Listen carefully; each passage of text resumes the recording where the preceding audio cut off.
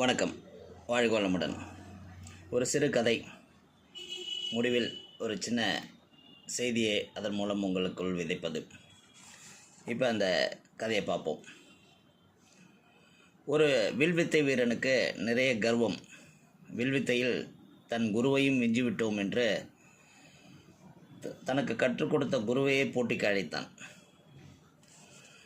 குருவே, நாம் இருவரும் போட்டி போடலாம், நான் உங்களை வெற்றி கொள்வேன் என்றான். முகத்தில் எந்த உணர்ச்சியும் காட்டவில்லை குரு. அவனை அழைத்து கொண்டு காட்டுக்குள் சென்றார். அங்கே ஒரு காட்டாறு, மேலே ஒற்றை கட்டையில் போடப்பட்ட ஆபத்தான பாலம். குரு பாலத்தில் நடந்தார். நடுவில் நின்றார். தூரத்தில் மரத்தில் இருந்த பழத்தை குறிவைத்து வில் விட்டார். பழம் இரண்டாக பிளந்து கீழே விழுந்தது. குரு அந்த சிஷ்யனை பார்த்து சொல்கிறார், இப்போது நீ அடி என்றார் கர்வக்காரனிடம்.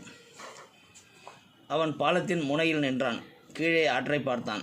மேலே மெல்லிய பாலத்தை பார்த்தான். அவன் மனம் பயத்தில் கலங்கிவிட்டது.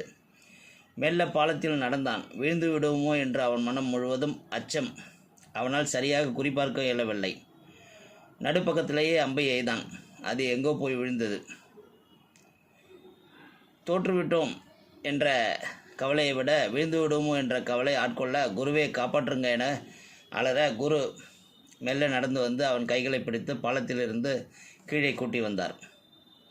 சிஷ்யா, நீ வில்வித்தையும் அம்பு விடுவதிலையும் எவ்வளோ பழக்கப்படுத்தி கொண்டாயோ அதே அளவுக்கு உன் மனதை கட்டுப்படுத்த பழக்கப்படுத்தி கொள்ளவில்லை. அதனால்தான் நீ தோற்றாய்.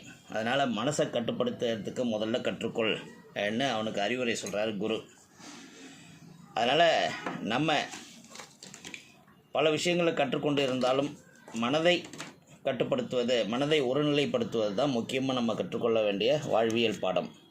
அதை நம்ம சின்ன பிள்ளைங்களுக்கு எடுத்து சொல்லுங்கள்.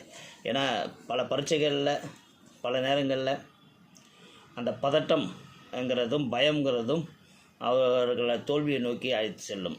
அதனால் பயமும் இந்த பதட்டமும் இல்லாமல் மனதை ஒருநிலைப்படுத்தக்கூடிய அந்த ஒருமுகத்தன்மை அவங்களுக்கு கைவரப்பெற்றால் வாழ்வில் வெற்றி நிச்சயம்.